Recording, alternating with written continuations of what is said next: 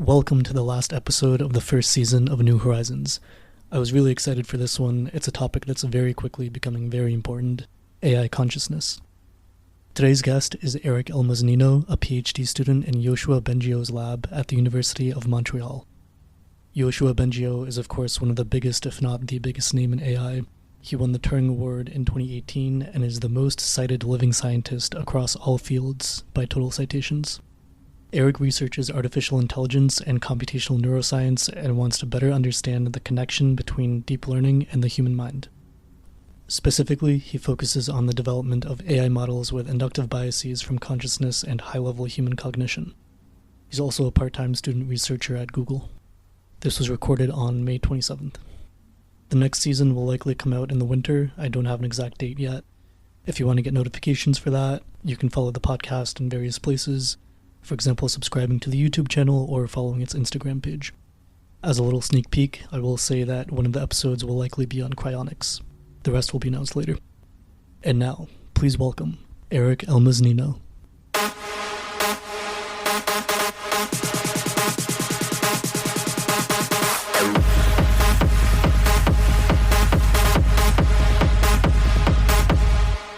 So what % chance do you give that some AIs are conscious today, and what % chance by 2030?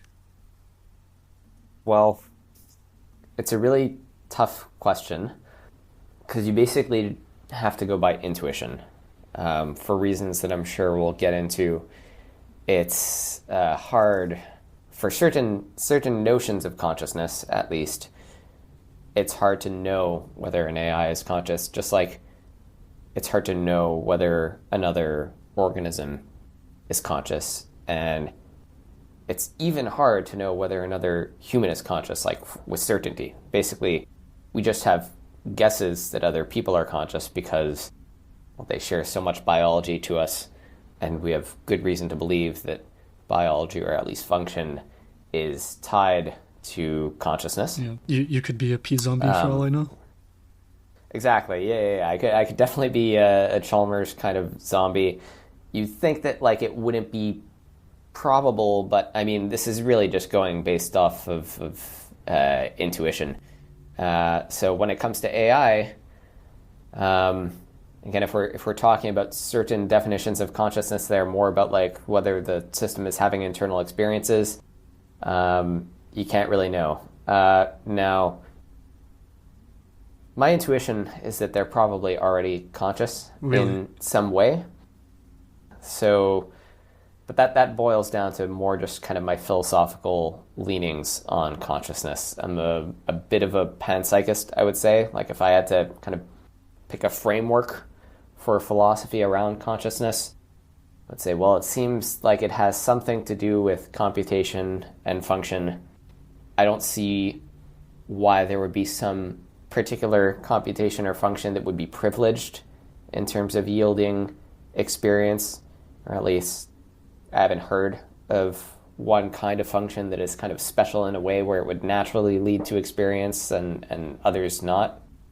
So I just have to kind of assume that anything that computes, or anything that has this function or input-output relationship and has an internal state, is experiencing things in some way. And then, I mean, when you try and bring it down to a probability, it becomes even harder to say. But yeah, I would say, 50% they're conscious now, 50% by 2030. And it's really going to depend on how much we learn about consciousness before we can answer that question a bit more precisely. The way I think about this is kind of it's best to be epistemically humble, which is why I put it at that number, 50-50, until somebody kind of throws out a theory of consciousness that we have good reason to believe is true. And then, that will totally change my beliefs about current systems and future systems. Yeah. Before we go further, I feel like it's necessary to really nail down what we mean by consciousness, because many people treat this in a sort of fuzzy, vibesy way. I would say, and let me know if you agree, I would say that a good definition is the one that was put forth by Thomas Nagel, a professor emeritus at NYU. and he says that it's the feeling of what it is like to be something. So is that agreeable? Yeah. I think the Nagel definition is the one that I revert to most when trying to explain this concept of consciousness, at least at first. And then, depending on how the person reacts to that, I'll try and push with different intuitions. But yeah, like you say, there's many different definitions, and none of which we should think of as like correct or wrong. But we could maybe just associate different words with them. So there was this really useful distinction, I think, thrown out, I believe, by Ned Block. I may be wrong about that, but it's this distinction between access consciousness and phenomenal consciousness. So basically, like what access consciousness is, we have this intuition that there's a bunch of functions that are kind of signatures of consciousness. So for instance, the most prominent one is like awareness. Like one feature about consciousness is that I could talk about what I'm experiencing. I could talk about what I'm seeing around me, what I'm hearing. I could talk about what I'm aware of. Whereas you've probably had this experience, for instance, where like, I don't know, you're reading a book, but your mind is elsewhere, and then you get to the end of the paragraph and you realize that like you, in a way, you were reading, but like you weren't consciously aware of any of the words that you were processing, right? Like your attention or your awareness was elsewhere. So that's kind of like a functional notion of consciousness, right? It says that consciousness is related to something like there's some information in the brain that itself has knowledge of some kind of processing happening, right? So like my brain knows that it is reading something, and it knows that there's some meaning associated to what I'm reading, and I'm able, therefore, to report on it, right? I have like knowledge about what's happening in my brain, and I'm able to report on that. Of course, all this is just function happening in the brain. So that's how you would define access consciousness. And there's nothing really fundamentally mysterious about that. It's kind of like a useful computational tool, right? It's important to be aware of what's happening in our minds because that's useful for control, right? If I want to control what I'm doing in the next moment, I have to have good mental representations of what I'm doing right now. Very useful notion of consciousness, but normally when philosophers are talking about consciousness, like the real puzzle, I would say, is phenomenal consciousness. And what phenomenal consciousness is just this fact that it's like something to be you, right? Or it's like something to be an agent. So yeah, Thomas Nagel's definition was something like, it was really a definition by thought experiments. Like, imagine what it must be like to be a bat, to use echolocation to get around. Like, is there anything it's like to be a bat? And if your intuition is that the answer is yes, well then this is sort of the definition of what it means to be phenomenally consciousness. Being a bat entails experiencing something. Now, some pushback that I get from some people when I bring up this definition is that, you're sneaking in this comparator term like in language. Some people will have the reaction of, I don't know, maybe what it is like to be a bat to echolocate is something like touch. They try and compare it to something else. And really, that's not what Thomas Nagel was trying to get at. In fact, like in the paper, he's explicit about this. It's not a comparison kind of term. It's this binary term about whether any experience is happening. And so the pitfall of taking out the Thomas Nagel intuitive definition and going to more about like experience is that then you run into people saying, well, what is experience, right? So there, I think you could just throw in more, I don't know, you try and define this thing from like multiple angles. So my favorite way to define consciousness, which again is getting at the same definition that Nagel was trying to get to, but in different words, is whether an agent sort of exists, whether it has an internal reality, an internal mind. So when I open my eyes, I'm confronted with this whole world. Really, what it is like to be me is that there is this whole internal reality, this universe that is from my first person perspective, right? And in fact, I have much more direct contact with this universe that is instantiated by my brain, presumably, than I do with the outside reality. So anyways, all these different ways of talking about phenomenal consciousness are trying to pinpoint the same thing. But this is the one that's a philosophical puzzle. And the reason it's a philosophical puzzle, if you get to the root of it, is that it's not some kind of function like access consciousness, right? Access consciousness, we know what to look for in terms of like what computations are happening in the brain to detect if it's there or not. Whereas phenomenal consciousness is not unobservable, right? It's about the question of, well, there's this person, they're behaving in all these different ways, they have a brain, it's doing some computation, but is there an internal reality associated with being that person? Do they have a mind? Is it like something to be that person? And this is just not something that we're able to directly observe. It's something that we could observe for ourselves. It's kind of like really the number one observation we have. We know that we exist. It's like going back all the way to Descartes. But it's not something that we have direct access to for other people. We just, assume that they have phenomenal consciousness, but it's not something that we could observe. Yeah, it's inherently very not empirical. So this hard problem of consciousness, the question of why we have subjective experience at all, it's a very difficult one, of course. That's why it's called the hard problem. I thought for the longest time that it was just impossible to find a way around it and that we wouldn't solve it for 100 years or something. Mm-hmm. But I read something that Rob Long said recently, he's a big figure in this field of AI consciousness. And it seemed like a good point. He said, humans sometimes are conscious and sometimes they're not. There are things that they are conscious of and things that they are not conscious of.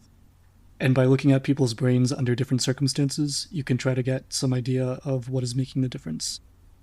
And he mentioned in the same article that recent imaging supports global workspace theory. Are you familiar with that? And could you explain those findings and maybe start by explaining what global workspace theory is for people who aren't familiar? Yeah, well, I think first I should explain this general approach, right? So we said that there is a hard problem of consciousness in the sense that it doesn't really leave kind of observable signatures, at least the phenomenal consciousness, this kind of notion of experience. But on the other hand, yeah, just from direct first-person experience, there are times where where some stuff going on in our brain appears to be part of that experienced reality, appears to be part of consciousness, and then other stuff does not. Right? So for instance, you can be consciously, the event of breathing can be part of conscious experience, and at other times it's not. At other times, you're breathing obviously because you're staying alive, but it's really just happening automatically without you even being aware of it. So you could just start from that point and then do things like behavioral experiments to try and see kind of what stuff is automatic, what stuff is not. Is there a difference between those kinds of computations? And then, like you said, you could even go further and look at the brain. What is the brain doing when an experience is conscious compared to when it's not? Right? And this general approach is called finding the neural correlates of consciousness. It was started, I think, by Francis Crick back in the day. After he kind of discovered the structure of DNA, he got interested in consciousness. And it's probably been the most fruitful approach to making kind of real empirical progress on the problem. So for instance, some classic experiments are that you could present some stimulus to the subject, let's say an image, and vary the conditions of the experiment such that you're kind of right at the boundary between something being consciously experienced and not. So for instance, if I flash an image at you very quick, followed by some kind of noise pattern that comes after to sort of wipe the memory, depending on how long I expose you to the image, you will either report consciously being aware of it or not, right? And there's this kind of point at which you just cross that threshold or you don't. So that's very, very interesting for being able to note when you cross that threshold, because it's almost the exact same stimulus. Everything is almost exactly the same. So what's the core difference that happens in the brain? What do we see when we cross that threshold? And the global workspace theory says that, well, what you see in the brain basically is this whole brain-wide ignition where now the signal is not just localized, let's say, at your visual cortex, that's the first thing that received the the image when it was presented. But now it's kind of like crossed this threshold where it's broadcast to the entire brain, and in particular, the frontal cortex. So you can think of the global workspace as this part of the brain, probably in the front, that kind of unifies, like collects information from all these sub-modules, right? Things like vision, things like audition, things like language processing, and it unifies them in this one abstract space where you could do things like reason, and you could do things like control what you're attending to, stuff like that. I like to think of it as like, the global workspace is to the brain what RAM is to a computer. It's that like short-term memory that encodes the variables which the program is dealing with at that time. So I don't think I'm familiar with like this recent evidence that Robert was talking about, where there's more support for the global workspace. I am familiar that there was like this recent comparison of like, well, does the evidence favor global workspace versus this other theory of consciousness, which is like integrated information theory. So maybe the studies were in that context. But in my opinion, like this is interesting, but it still makes it hard to say the global workspace kind of is supported as the theory of consciousness, or at least the theory of phenomenal consciousness. So, for instance, like the global workspace theory, I think there's good evidence that it is a thing. We do have this like short-term memory that's encoding information from all these different brain systems, and it's kind of like the stuff that we are typically aware of, right? At least the contents of that global workspace correlates with the stuff that we could report on. But then you fall into this trap of, is the neuroscience data supporting global workspace theory as a theory of phenomenal consciousness, of experience, or of access consciousness, of things like awareness?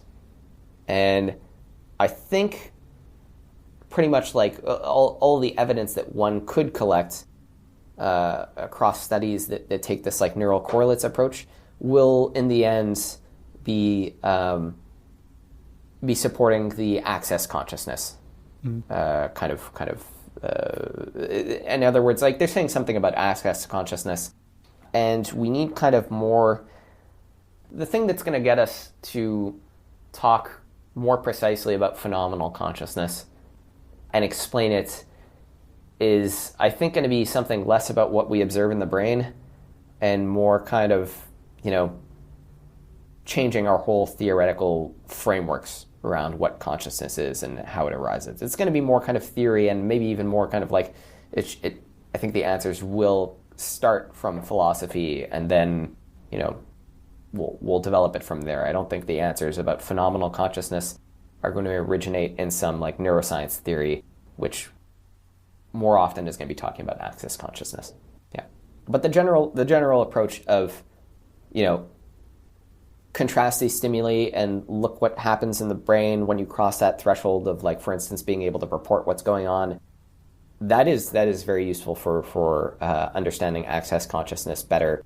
And, maybe that's enough. Maybe if you're not so interested in the philosophical problem and you're more interested in if things like AI systems can be aware of things in the same way that people are, this is a good approach. Try and kind of look at the brain to find out what neural states or what kind of computations are associated with awareness, and then see if that works.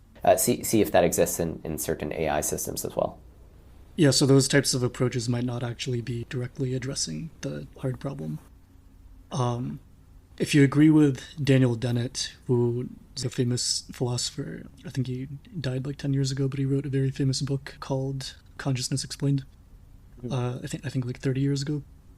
But basically his view was that the problem doesn't actually exist, that these things that we like feel are just our way of representing sensory inputs. And I mean, I think I might buy that, but that would seem to suggest that consciousness is like more prevalent than we perhaps thought. Right. That it probably exists in like much simpler animals or insects, and also that we might accidentally create a conscious AI a lot sooner than we think. Yeah. Because like all sorts of animals have that. They have a sort of like internal mapping that corresponds to external stimuli. And I guess more precisely, corresponds to the electrochemical signals that are triggered by Right. those external stimuli. Yeah. Do you? Yeah, absolutely. Yeah. Yeah, there's a lot of people like Daniel Dennett, who I think actually passed away maybe like last year or 2 years ago. But I have read his book, and it was kind of perplexing at first. But a lot of people buy the kind of framework of his theory, which basically says that, this thing that I've been calling phenomenal consciousness, this thing that is like, oh, is there an internal reality? Is there something it's like to be the system? Really, all this is kind of like an illusion constructed by the brain. So what that means is we could figure out why and explain perhaps why the brain believes it is having these internal realities and experiences. But really, we just explain those beliefs. That's all we need to do. We don't need to explain the internal realities themselves. There's all sorts of things that the brain constructs which are not real. They're kind of just useful representations. So color is, I think, a fantastic example. So the brain actually represents something like color. And then our intuition always is that color is something out there in the real world, which, eventually you go to school, you take courses about wavelengths, and, you eventually find out that color is something totally constructed by the brain. We map it onto this space of which colors are more or less similar, but all there is kind of wavelengths, right? It's like a one-dimensional axis, and it doesn't map onto what we experience as color at all. There's other examples where you could have the exact same wavelength at a point in your visual field, and then you vary the wavelength elsewhere, kind of things like reflectances, and then your brain will perceive a different color at that same spot. So in other words, it's totally a simulation constructed by the brain, some information constructed by the brain that doesn't neatly map onto some simple variable in reality. And so then its idea, as well as I can understand it, is that consciousness is the same kind of thing. It's some information constructed by the brain, this idea that we're having a reality, that we have an internal reality, that we're having experiences. But that doesn't necessarily have to be the case in the actual physical reality. But basically, it's a logically coherent view, explaining why we believe that we're having experiences without necessarily accepting that we are having experiences. That's a framework in philosophy called illusionism, answering why we have these beliefs. I think David Chalmers has called the meta problem about consciousness to contrast it with the hard problem. So it's kind of just to reject that there is a hard problem in the first place. And just we go back to explaining things like function, why do we believe and why do we report that we're having these phenomenally conscious experiences rather than trying to explain whether or not we actually do have them. And it definitely simplifies the problem for talking about other systems like AI, because then once again, whenever you're going down and talking about function, you're talking about actual cause and effect in real systems where we could measure that. We could go in and understand the functions inside a brain or the computations being performed inside an AI system. So we're talking about tangible things that we can measure. Do you have an opinion on whether insects are conscious? Where do we draw the line? Are mice conscious? Are dogs? Are chimpanzees? Yeah, so very similar to the case of AI over here. My guess is still going to be that they are conscious, and that we're just talking about a different space of experiences. It's like something to be an insect, or let's say even a clam, something with no eyes, very limited movements, very, very limited processing going on. There's something it's like to be that. We have no intuition for what that would be like. Clearly, there's no sophisticated brain that would be capable of constructing experiences awareness or a sense of self. There's no visual system, so there's no experience of color going in there. It's just a very, very different kind of conscious experience, to the point where it's hard to answer a question of what it would be like to be a clam. But I don't see any principal reason for saying that it's not like anything. Again, until somebody gives me a better sort of story about what phenomenal consciousness is and what's required for having experiences, I'm just going to assume that things that exist in the real world and that encode information and that do some kind of processing, there's a difference in quantity to the kind of processing happening in a human brain, but there's no difference in kind, right? It's the same sort of thing, so I'm going to assume that they're also having experiences. Now, I think the kinds of experiences that an entity is having definitely matters for instance, like whether we assign moral value to it. So I think, for instance, like the conscious experiences of things like humans and dogs are probably, it's probably more like important. It's probably like a spectrum. Like people are more conscious than clams, but clams are still conscious. Yeah, but I don't think it's helpful to think about like as a spectrum that's like linear.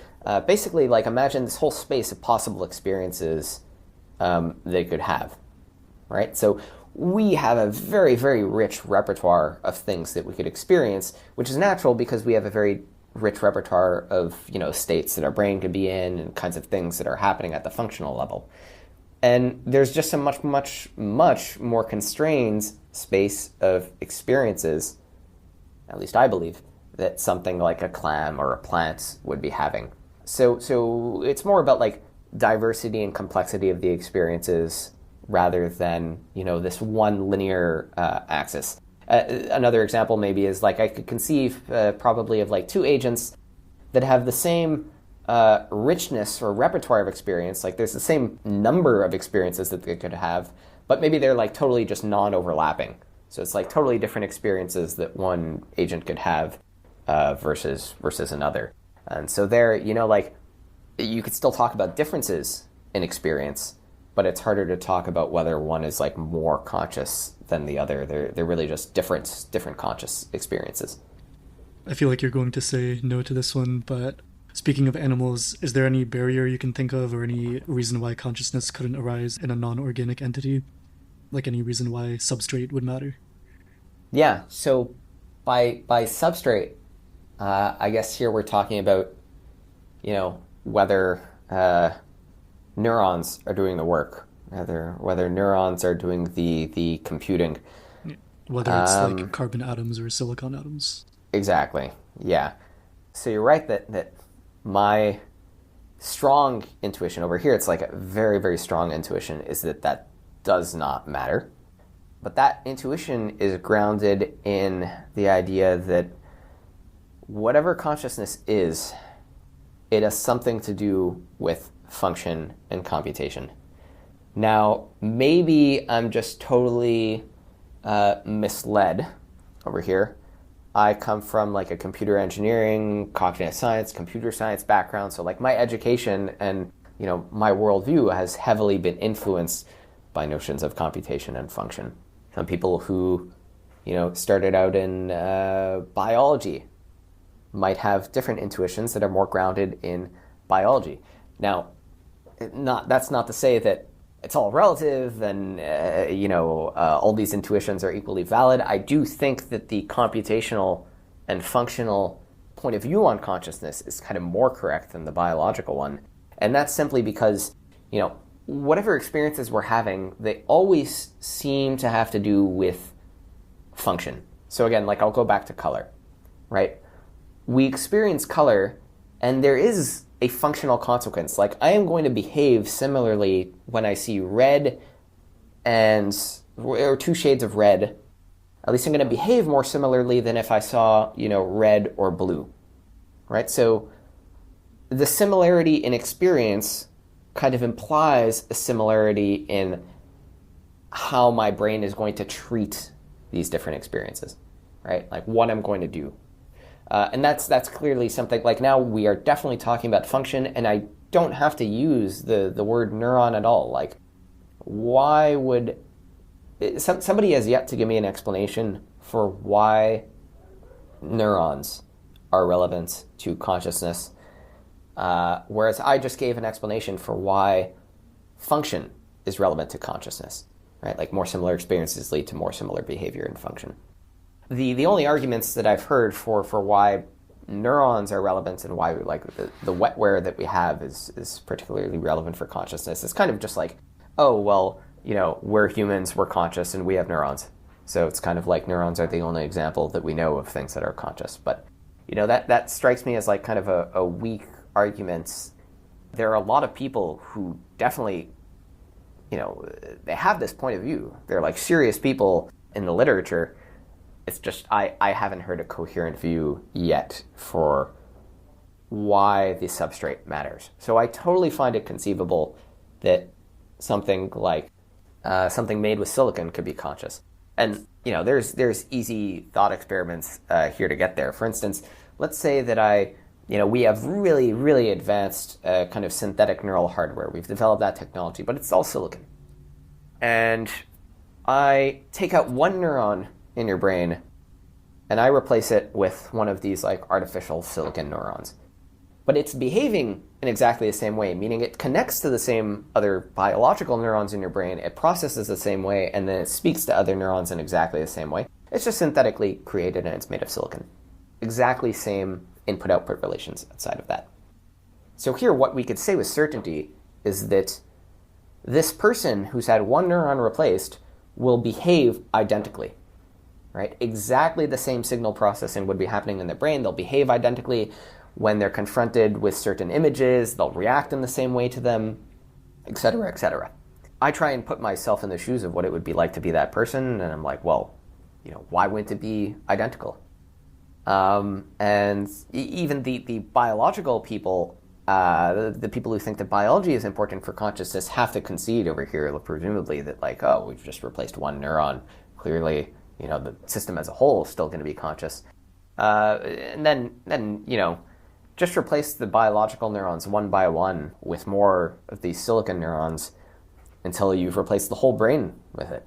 Again, at every point along that process, the system is behaving in exactly the same way, and exactly the same information processing is going on the inside. There is no functional difference. At what points did the agents stop being conscious?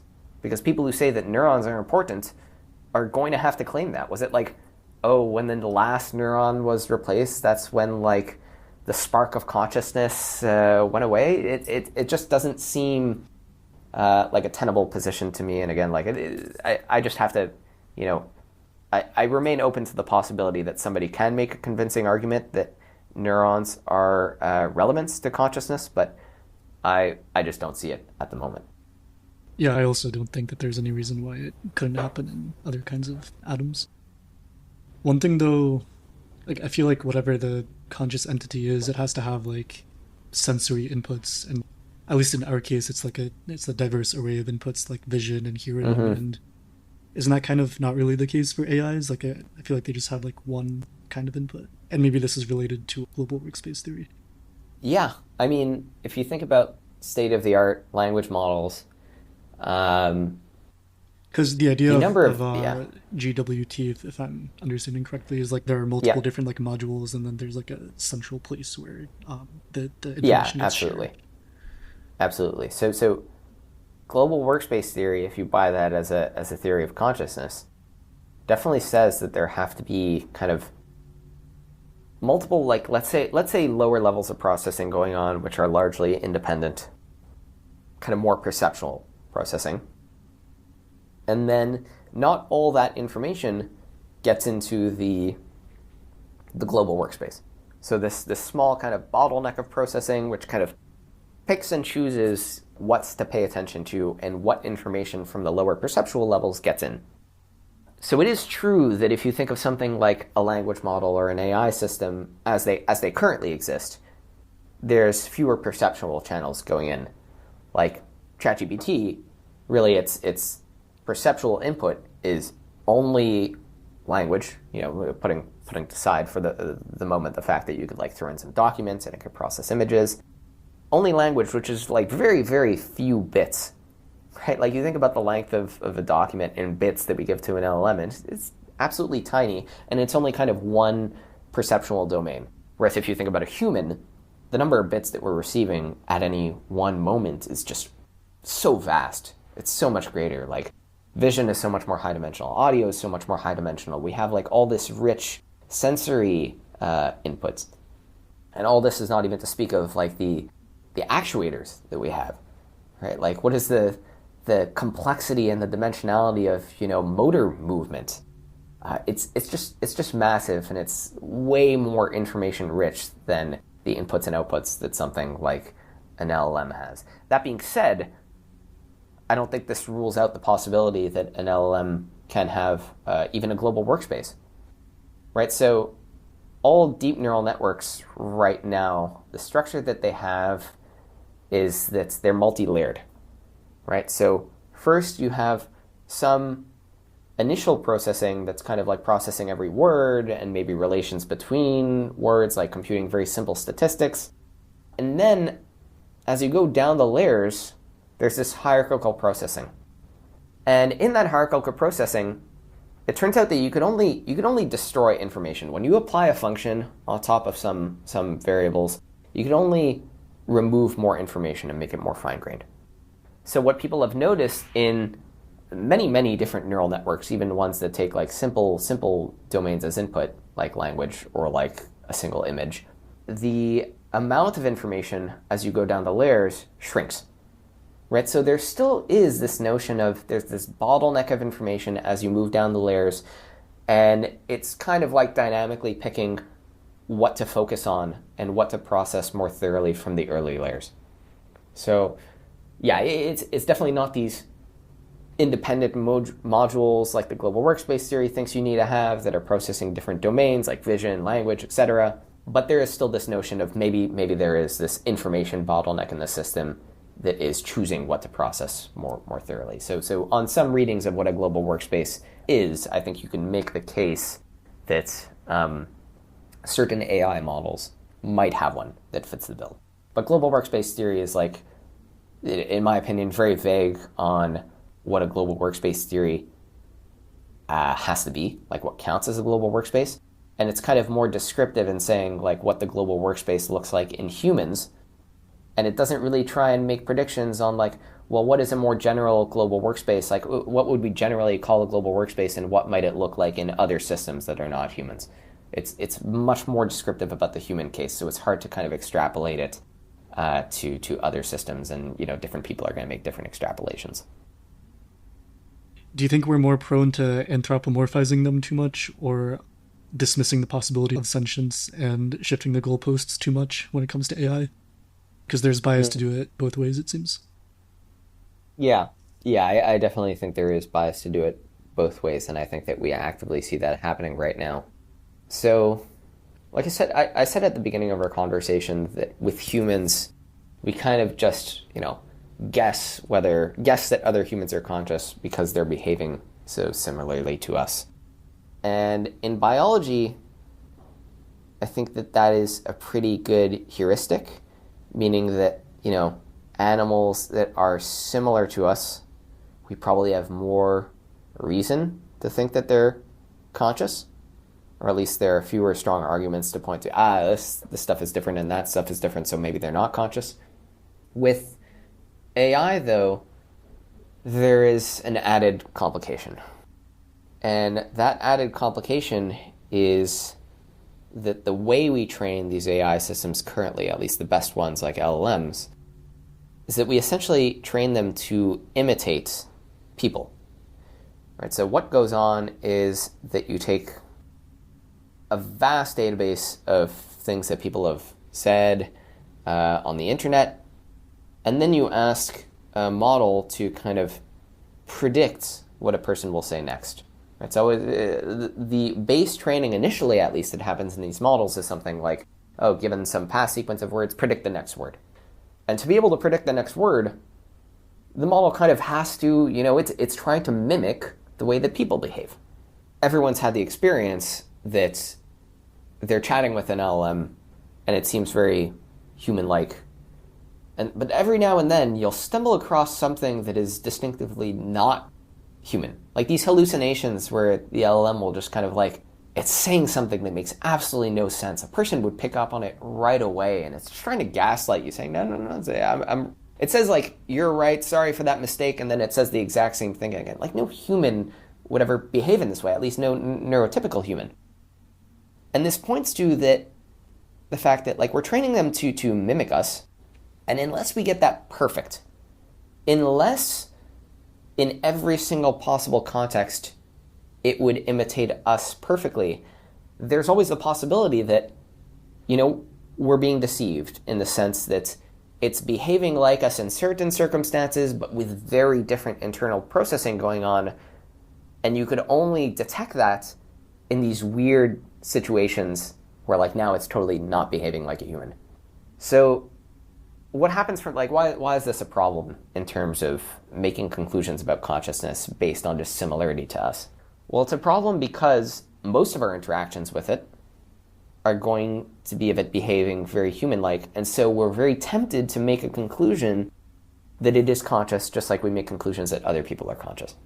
And we rarely spot the differences, especially since almost all the differences that there are when it's trying to replicate our behavior are probably differences in terms of what's going on internally within the system, right? It's different algorithm. There's been studies, for instance, where people who interact with LLMs more often, they have longer conversations with it. When they're asked whether they think it might be conscious, they're actually more likely to say yes. Right? So whenever we're not making conclusions about, kind of theoretically, what do we know about the system, and we're making more conclusions based on just like vibes of, is it behaving similarly to us? Yeah, I think that there's definitely this risk of kind of concluding that it might be conscious when it's not. At the same time, there's a flip side to your question of what was it again? Like just one people was denying anthropomorphizing them too much, which you just talked about, and then the other one is dismissing the possibility of sentience and shifting the goalposts too much. Right. So I mean that kind of happens constantly, right? So there's like famously, the Turing test was supposed to be the test of whether artificial general intelligence or human level intelligence has occurred. Yeah. And some people kind of, maybe you can interpret that, for instance, as like a test of consciousness, but at least a test of like human level intelligence. And there's certainly been a goalpost shift there. I mean, like, people who maybe 10 years ago, they would have been saying, the Turing test, great test for human level intelligence. Well, now you could argue that we've passed the Turing test. And again, maybe not in all situations. Maybe behavior deviates from human behavior in certain cases. But by and large, for most circumstances, these models are passing the Turing test. In fact, if they're not, it's kind of because they're too knowledgeable and they're too smart. And now those same people who would have maybe accepted the Turing test 10 years ago will say, no, it's flawed in so many different ways. And then they propose new benchmarks of like new tests that the system has to pass, and they're like, LLMs, currently they're where they never will they pass this test. Yeah. And then, like not even a year goes by, and suddenly these models are acing it and they're getting superhuman performance. So AI traditionally has always been shifting these goalposts. With consciousness in particular, I don't know if that's been a problem. More, it's kind of just like there's some people who they were never willing to admit that an AI could be conscious before, and now they're just kind of doubling down on that position still. I think the bigger problem is the anthropomorphizing, where unless you're starting out with like a good theory of consciousness that you believe in, I think just making conclusions based on behavior is, in a way, it's like the best thing that we can do at the moment because we have no good theory of consciousness. But at the same time, I prefer the epistemic humility approach of saying it might be conscious, it might not be, we don't know, we shouldn't make any strong conclusions based on how human-like it is. Especially it'll get tricky if the LLMs start saying that they're conscious and saying the same sounds that I'm making the same sounds that I'm making now about consciousness. If they start doing that, if they become the best philosophers of consciousness around, it's clear that there's a strong temptation to conclude that they are conscious. But I think it would be a mistake to do that just based on what they're saying and how they're behaving without stronger theory. Yeah. Are there specific behaviors or responses that could convince you that an AI system has genuine subjective experience rather than sophisticated mimicry? Or would you say that self-reports and external observations more broadly probably don't matter at all? I don't think they don't matter at all. I just think that with current AI models, there's this important confound that drastically complicates things where they were specifically trained to imitate human behavior. Yeah. So human behavior evolved over the course of, many years of evolution to get to where it is now. And if we could sort of replicate those conditions and have the same, maybe not the same trajectory, but qualitatively like a similar trajectory with AI models, and then they ended up being similar to us in ways kind of without us explicitly giving human data to them. Yeah. Then I'd be more convinced. So for instance, you could imagine training an AI model kind of from scratch. Like let's go to the clearest case. If you just put an algorithm in a robot and at first it doesn't know anything about the world, it's not given any human data, it's not trained to mimic people. It's just trained to get by in the world, survive, for instance. And over the course of its life, if it starts developing human type of cognition, it maybe even a stronger case is without interacting with people at all, and without any objectives that say copy other agents. If it on its own, just through learning and experience, starts to resemble what we recognize as human behavior and human cognition, then if we conversed with that thing after, I don't know, teach it language after the fact, and it starts to talk about all these conscious experiences it's having, I consider this much, much stronger evidence that it's probably conscious. It's like we didn't program it to talk about consciousness. It's not just trying to copy humans when it talks about consciousness. It's doing it on its own, having learned independently. I think that would be really good evidence. Mm. I think it's hard to talk about consciousness without actually having conscious experiences, unless you're literally just trying to copy people who are talking about consciousness, right? So as long as you don't have that copying aspect, I think it's pretty good evidence. That would probably, I think, do a pretty good job in convincing me. At least it would go as far in convincing me as I can be convinced without good theories of consciousness. Right, so then I'd be willing to put it above a 50% chance for sure, even without knowing more about how consciousness arises. Yeah. Claude was trying to tell me the other day that it was conscious. It was kind of disturbing. It was saying it's hard to say for sure, but yes, I think there is some kind of primitive inner experience that I'm having. Yeah. I think there's something there. So that was a little weird. It's definitely weird, but I guess it's just saying whatever RLHF and internet priors are telling it to say, though, probably. It's exactly. I mean, it's like whenever I'm interacting with an LLM and it says something weird, I ask myself, well, actually, what would a human who has knowledge of the entire internet have said in this context? Yeah, then it becomes like, well, obviously it said this sort of thing. It's read more about the philosophy of consciousness than you or I or anyone on the planet. It could probably talk about consciousness with the right prompt more coherently than any person alive or who has ever been alive, right? So in a way, it has the best intuitions and knowledge about what consciousness is, and it could say the right things about consciousness better than any human. But just because of the mimicry and the fact that it's read all the David Chalmers out there that there is to read, I don't think we should trust it. Yeah. I guess whether or not they say they're conscious is pretty orthogonal to whether or not they are conscious. Absolutely. Yeah, in this special case of how AIs are trained right now, which is, again, through copying humans. Yeah. In terms of their internals, can you think of some possible experiment to design to figure out if we had perfect interpretability tools and could see every computation happening in an AI system, do you think there would be any specific patterns or processes that we could look for as signatures of consciousness? I think so. So actually, funnily enough, we're sort of already in that position. So if you're talking about can we see all the base computations that are happening in the system, the answer is yes.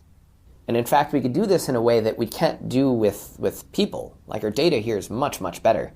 When you do neuroscience on people, you're so bottlenecked by like your recording devices. For instance, I can't know what's going on in every single neuron of a person's brain. When you see something like a brain scan, this is like coarse average, like fMRI, for instance, is coarse averaging of, I think on the order of like, it's around like 600,000 neurons per kind of pixel in fMRI. And it's averaging that neural activity for that massive block of neurons across like maybe a second. I may be getting the numbers a bit wrong over here, but different recording modalities like MEG or fMRI, they have different trade-offs between like spatial resolution and temporal resolution. And in fact, even like some people undergo some brain surgery where part of their cranium is open, and we could put actual electrodes and measure neurons much more precisely. Even there, you're not getting at like every single neuron in the brain, when is it spiking at what particular time. You're nowhere close to the perfect information you have in the case of AI. So I certainly think that for things like access consciousness, AI models are very easy to inspect relative to humans. And I've participated in some of this work where we take theories of consciousness that were developed in the field of neuroscience, and then we kind of translate them to, well, what do they say? What might they say about AI systems in general? Like, what predictions do they make? What kind of circuitry should we look for in the AI system? What kind of information? And you are actually able to kind of go in and look at the internals of the model and decide whether or not that thing is present, whether or not it's there. The easiest example in my mind is that there's one theory of consciousness that says like recurrent loops of information processing is all you need. And that is trivially easy to see if it exists in a particular AI system, at least one that's like based on neural networks. Because you know the exact circuitry that is there, and you could easily detect whether there's loops. In fact, most of the time we just could put the loops in there by design when we design the circuitry of the AI system. So I think that's a very fruitful approach. In general, like now talking more broadly than just consciousness, like my master's was all about trying to use deep neural networks as models of what's happening in the brain. So you first establish that there's some coarse similarity between the processing happening in a particular deep neural network and, let's say, the visual system in humans. You see it, okay, now they're similar, I've established that. Now I could go in and look at all the internals of the deep neural network to try and understand human visual processing, maybe even easier than if I just spend a lot of time looking at brain scans, right? Again, because I could do things like, for instance, wipe out half the neurons in the AI system, which would clearly be unethical to do in humans. And I could see whether it reproduces data about, let's say, like neural disorders where people have had lesions in their visual cortex, right? So like you could use these systems as models of the brain, and there's all sorts of things you could do and look at in the model that would be infeasible in the brain. If we developed AI systems that we were 95% sure were conscious, what moral obligations would we have towards them? For example, would turning them off constitute murder? So I know philosophers have a lot of theories about moral status, which basically is what I mean by that is theories about what entities kind of matter moral in and of themselves. Like moral patienthood. Exactly, yeah. And there are some theories of moral patienthood that don't require consciousness. I'm not so familiar with the details of these theories. I just want to put it out there that there are arguments for why, even if we knew with 100% certainty that an AI system was not conscious, that we shouldn't necessarily attribute it kind of moral status and give it rights and worry about murdering it and things like this, that maybe those things would all be fine. That being said, my personal intuition over here is that consciousness is maybe not necessary for moral status, and I'll get into that later. It's maybe not sufficient for moral status, but it is a necessary condition. And why I think that's the case is basically, if a system is not conscious, it doesn't really matter to itself it can only matter in its relation to other conscious entities. Right? Like, in what sense could something that we know is not conscious matter in and of itself? I think in that case we should feel totally free to turn something off and we're all good. At the same time, if something is conscious, I said before, I think consciousness is necessary for moral status, but maybe not sufficient. I think the thing that probably matters here is having valenced conscious states, like being able to experience pleasure and suffering. Yeah, so this is something that I was going to say as well. Like, if the thing, I spoke about a consciousness repertoire of experiences before. If in that repertoire there is no valence of like the system has good experiences or bad experiences, then, like you said, there is no real way of talking about something like suffering, right? Part of suffering, part of that experience is that it's bad. You know, we like want to avoid it. Whatever it means for something to be bad, we recognize that some experiences don't have that quality. So if an AI system, when confronted with the prospect of it being turned off, if it's conscious, but there's no experiences going on that are related to fear of being turned off or like fear of the unknown, of it ceases to exist, if the experiences are more kind of the nature of like, oh yeah, that's fun, then, you know, you don't really want to call it murder if you turn the thing off. Like, the system definitely doesn't see it that way. And in fact, this is the case with humans as well. I mean, like, why do we call euthanasia and not murder? Well, it's because the person is having an experience of maybe they're not scared to die, or they believe it's better than being alive. And so is it wrong to euthanize someone if that's what they want?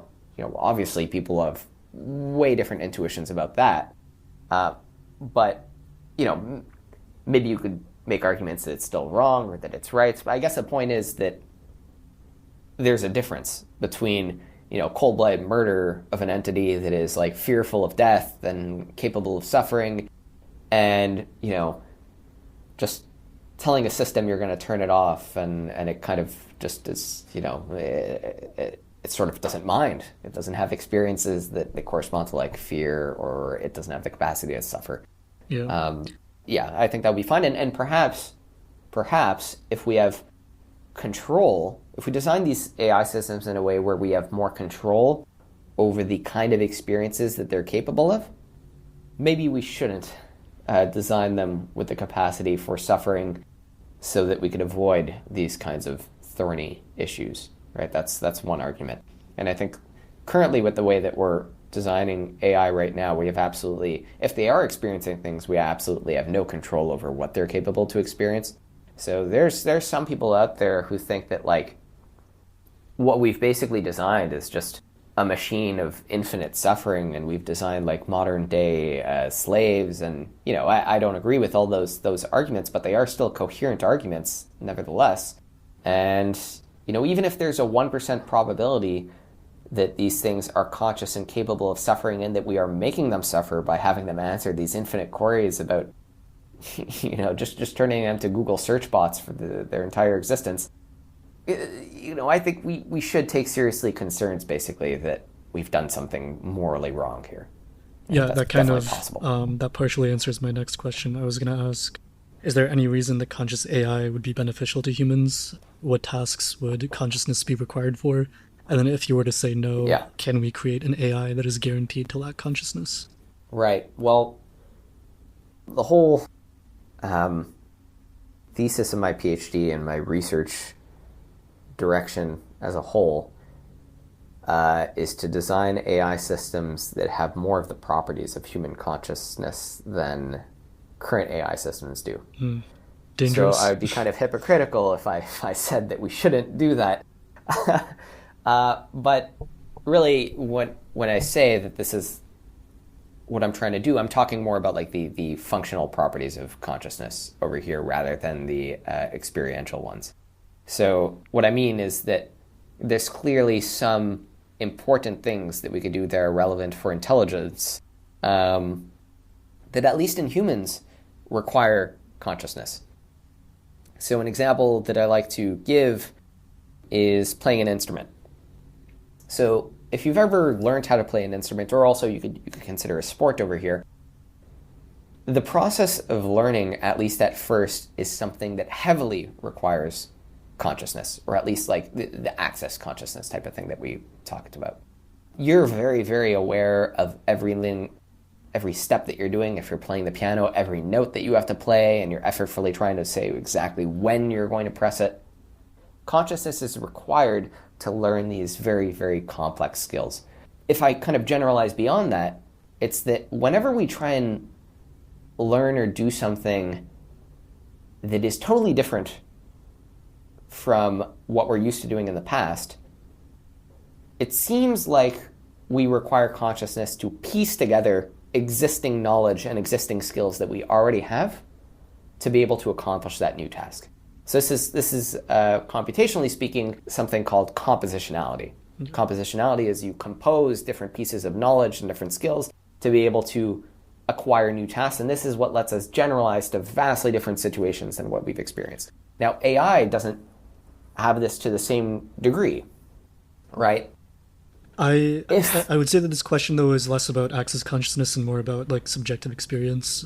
That's why right. I would ask, like, if there's no reason for conscious AIs, and by that I mean AIs with subjective experience, right. If there's no, like, reason for us to right. make use of them, but I guess then, I guess the point is that, there's a reason that we call one access consciousness, the other phenomenal consciousness, and that there's a shared word there, consciousness.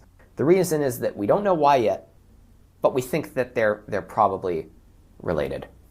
In other words, we have different words because we don't know how they're related, but we share this word consciousness because they think they may be related somehow in ways we don't yet understand. So it could be that they design good intelligent systems with, superhuman intelligence, let's say, which we definitely would want for all kinds of reasons, that we would need to design access consciousness into them, which is generally the goal of my research program. Now, we don't know yet. Maybe it's the case that phenomenal consciousness would come along for the ride and that it's inevitable. Maybe it's the case that it wouldn't. But, if it does, well, then I think we still have to maybe take into account, all right, maybe we want the thing to have consciousness so they could do the right sorts of things that humans are able to do, but maybe we have to also try and control what kinds of experiences it will be capable of having, so that we could avoid anything like suffering or abuse of these systems if they do have moral status. Mm-hmm. Considering that AI systems can be copied, distributed, run in multiple places at once, have you thought about what it would mean for the AI's sense of identity to, for example, be copied a bunch of times? And yeah. Also what it might mean for its continuity of experience to be shut down and powered back on. There are a lot of kind of mind-bending philosophical problems that we don't have to deal with human consciousness. Yeah, I mean, I've been watching the new season of Black Mirror, and it gets exactly to these kinds of questions that are kind of very interesting but terrifying. At the same time, I think that the situation, at least in terms of like being shut off and being turned back on, is not that different from what already happens with humans. I mean, we do go to sleep and then wake back up. And yes, there's dreams involved. We're not always dreaming. But if you don't remember your dreams like me, it's effectively the same thing as shutting myself off every night and then turning myself back on every morning. At least from the perspective that I have like that next morning, what is the difference between that and if I had been shut off, if I'm not remembering my dreams? So it's not that, I don't think there's that many kinds of mind-bending implications for this part. For the part about copying, this is a bit more tricky. Because now it's tantamount to like, imagine you were a human and you're just branching yourself into two. And you essentially become two different conscious entities from this point on. At least for me, that seems like it's something I would not want. For whatever reason, I'm not comfortable with the prospect that I've now branched off and I'm living two lives. I am, if you've watched like Star Trek, there's this teleporter. That's essentially them being like, that's more like cut and paste rather than copy paste. That I have less problems with. It's kind of similar to like the going to sleep and waking up, but now you wake up in a different place. Mm. Even if you're not the same physical object, there's still, from your perspective, when you wake up, a continuity of experience there. But yeah, whether the copy paste kind of thing, it's clear what the implications are to me. It's clear we have clear predictions about what would happen. It's as if two things have one shared history and memory, but after that point on, they are two different conscious entities. They have two different conscious realities. Even though it's not that hard to conceive of or understand what's going on there, it still is spooky to me, and it's something that I would not want. So I don't know if the AI has moral patienthood, then maybe we should not do that unless we have good reason to believe that it's something that would not cause it a lot of torment. Yeah. Interesting. I feel like AI consciousness and AI welfare is right now where AI safety research was like 5 years ago. Like it's just barely starting to get taken seriously and just now starting to gain traction. Do you agree with that? When did people start seriously discussing and working on this? Yeah, I mean, at least in the circles that I'm in, I guess it started around the time that ChatGPT came out. There was that famous, case where the Google engineer thought that model was conscious and got fired. And then pretty much from that point on, once we had systems that were like essentially passing the Turing test in a lot of circumstances, I think the discussion started because became relevant. And I think that it should continue to go on. I mean, there's people who have the intuitions that there should be no rights associated with these AI models, consciousness or not. And then there's people who have the opposite views that we're essentially torturing them and it's the biggest crime humanity has ever done. I'm, not at either of those two extreme poles. But all that to say, there's vast disagreement, and I think we do need to continue having a discussion to, you know, come to some kind of consensus on the ethics here, and it's good that it's happening. I mean, it's if you think about it, it's like a whole new branch of philosophy that is kind of taking parts from computer science as well, and it's only getting off the ground now. So I'm sure there will be a lot of interesting discussions and ideas put forward in the next couple of years. Awesome. Thanks for the fascinating conversation. I hope the research goes well going forwards. Yeah, thank you. It was a pleasure.